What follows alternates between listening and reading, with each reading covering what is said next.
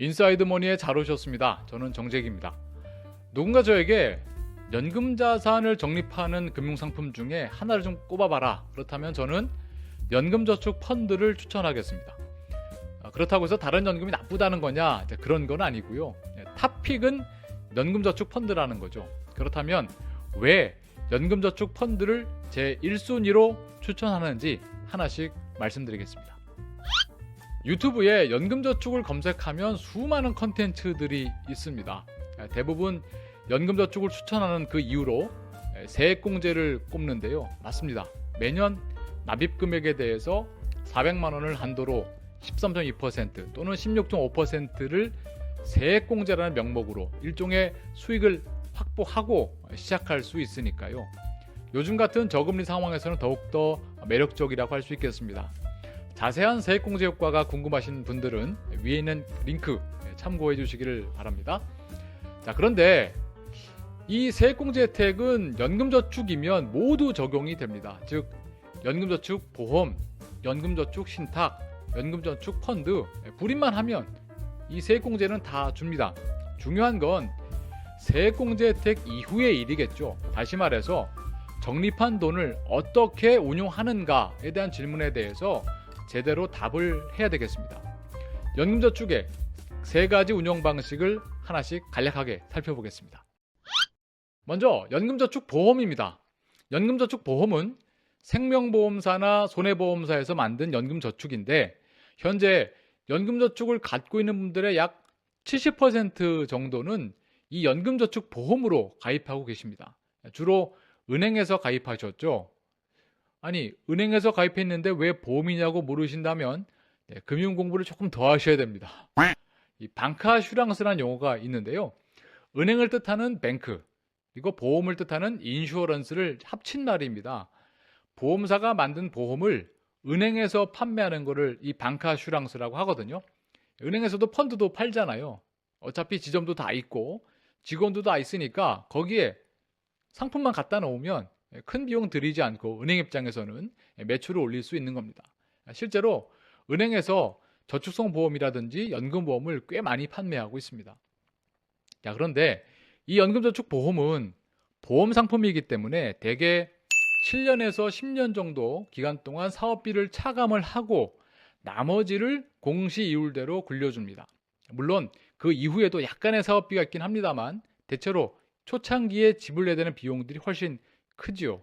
그리고 공시이율 외에 배당을 주는 유배당 상품도 있습니다. 또한 최저 보증 이율이라고 해서 공시이율이 아무리 떨어져도 심지어 제로금리가 돼도 1% 또는 0.5%의 이율은 보증한다라는 약정이 포함되어 있습니다. 장점이라고 볼 수 있겠습니다. 자, 그렇기 때문에 우리가 눈여겨볼 것은 이 사업비의 비율이 얼마냐, 그리고 공시이율과 최저 보증 이율이 얼마냐 하는 것들입니다. 요즘 공시이율이 2%대 초반이다 보니까 해지환급금 100%가 되는데, 즉 원금이 되는데 약 8년에서 9년 정도가 걸립니다. 어떠세요? 저는 좀 너무 느리다고 생각합니다. 물론 이 공시이율이 올라가면 이 기간은 짧아지는데요. 보다 구체적인 예를 좀 들어보겠습니다. 현재 연봉이 2.13%인 공시이율이 만약에 계속된다고 가정을 하고 현재 30세인 분이 매월 10만 원씩 연금저축보험을 불입하고 55세가 되었을 때 연금자산이 얼마가 됐는가 한번 계산해 봤습니다. 제가 뭐 생명보험사 홈페이지에서 이거 입력해서 계산해 주더라고요. 해보니까 총 납입 원금은 매월 10만 원씩 25년간 부었으니까 3천만 원입니다. 자, 그런데 연금 적립금은 3,692만 원이더군요. 25년간 누적 수익률 23%, 연복리로 환산하면 연 1.6%가 됩니다. 어떠세요? 네, 그래서 저는 연금저축 보험을 추천하지 않습니다. 두 번째는 연금저축 신탁입니다. 연금저축 신탁은 은행에서 만들고 은행에서 판매했던 연금저축입니다. 제가 판매했던이라고 표현한 이유를 눈치채셨나요? 네, 맞습니다. 지금은 연금저축 신탁을 가입할 수가 없습니다. 은행에서 안 팝니다. 참 재밌는 게 은행에서 만들었는데 은행에서도 연금저축 신탁보다는 연금저축 보험을 훨씬 더 많이 판매했다는 사실입니다. 연금저축 신탁은 자산의 10% 이내만 주식형 자산 같은 위험자산에 투자할 수가 있고 나머지 90% 이상은 채권과 같은 안전자산으로만 운용하도록 되어 있습니다. 어떠세요? 뭔가 좀 애매하다는 느낌이 들지 않으십니까? 결국 이 상품 자체의 포지션이 좀 애매하고 판매사인 은행에서도 적극적으로 마케팅을 하지 않다 보니까 결국 판매가 중단되었습니다. 물론 기존에 갖고 계신 분들은 계속 유지할 수 있습니다. 하지만 저는 이런 애매한 녀석 추천하지 않습니다. 마지막으로 연금저축 펀드입니다. 연금저축 펀드는 펀드나 ETF에 투자를 해서 운용을 합니다. 투자할 수 있는 펀드만 해도 수백 가지가 넘고 ETF도 국내 주식시장에 상장된 것으로 제한되긴 합니다만 점점 늘어나는 추세로 있습니다. 이 투자 대상의 다양성 면에서는 정말 압도적이죠. 그러나 투자를 잘 해야 내 연금 자산도 함께 늘어나는데 반대로 투자를 잘 못하면 세액공제 혜택 본 것은 물론이고 원금까지도 잃을 수가 있습니다. 그래서 많은 분들이 연금저축 펀드로 연금 자산을 만드는 것에 대해서 좀 어려워하십니다. 누구에게나 원금 손실은 좀 무서운 말이지 않습니까? 네. 제가 재무상담이나 강의를 하면서 가장 많이 받는 질문이 원금 보장이 되면서 예금 금리보다 높은 수익률 낼 수 있는 게 뭐냐 뭐 이런 겁니다. 그 질문하시는 분들 표정에 비치는 그 혹시나 하는 마음을 저도 충분히 읽을 수 있는데요. 저도 정말 그런 게 있으면 좋겠습니다. 물론 예금 금리보다 살짝 높은 수준의 그런 원금 보장형 상품이 있긴 합니다만 살짝 높은 수준 요걸 원하시는 게 아니고 그보다 더 좀 많이 높은 거를 원하신다라는 거 저나 그분들이나 다 알고 있으니까 대안이 될 수가 없죠. 저는 발상을 좀 바꿔보시라고 말씀드리고 싶습니다.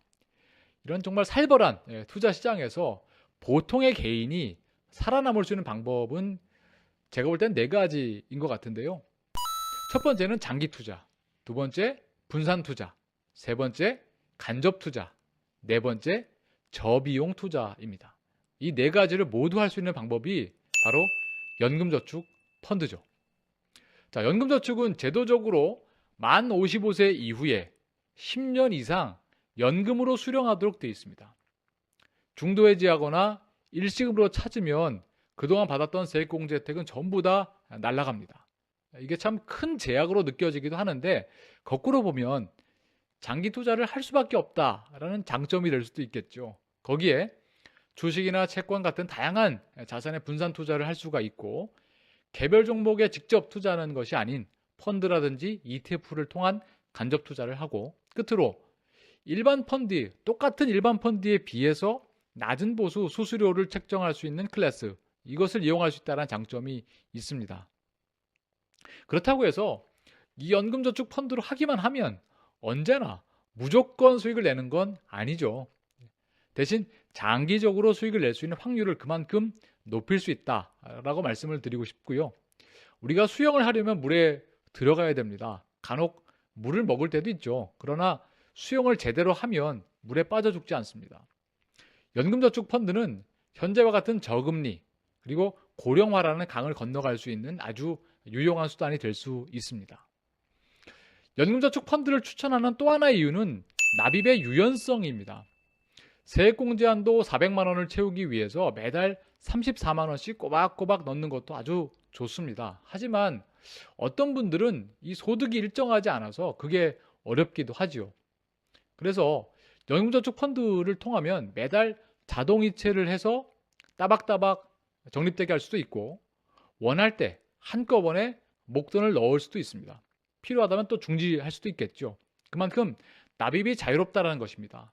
매달 무조건 정해진 액수를 넣어야 되는 연금저축 보험에 비한다면 장점이라고 하겠습니다. 끝으로 세액공제 한도 400만 원에 너무 매몰되지 마시기를 바랍니다.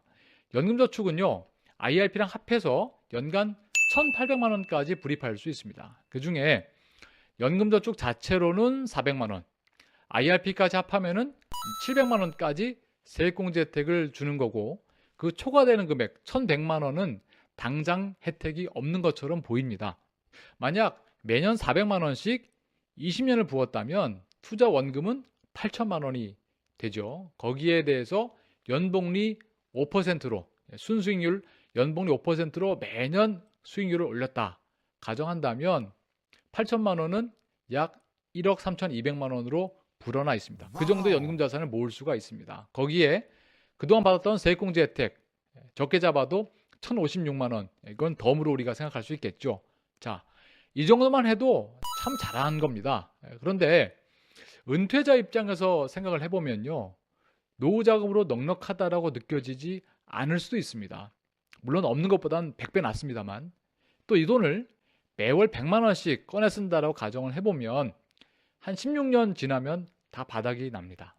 그래서 노후 자금을 만드는 목적 그리고 필요한 규모를 함께 생각해 보셔야 될 텐데요.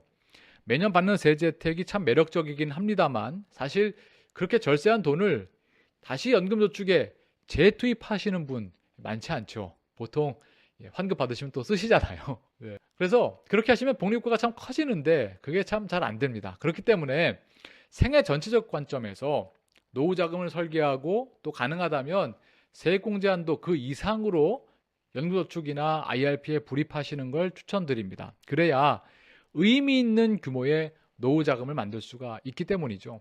그리고 세액공제 혜택 안 받은 금액에 대해서는 중간에 필요할 때면 인출을 해도 아무런 페널티가 없습니다. 수익이 나면 그 수익에 대해서는 16.5% 과세가 되긴 합니다만 이것조차도 과세 이연되는 효과 그리고 저비용 투자 효과를 감안하신다면 일반적인 금융상품보다 불리한 것은 아니죠. 자, 오늘의 결론입니다. 세액공제 혜택을 가져갈 수 있는 연금저축을 꼭 챙기십시오.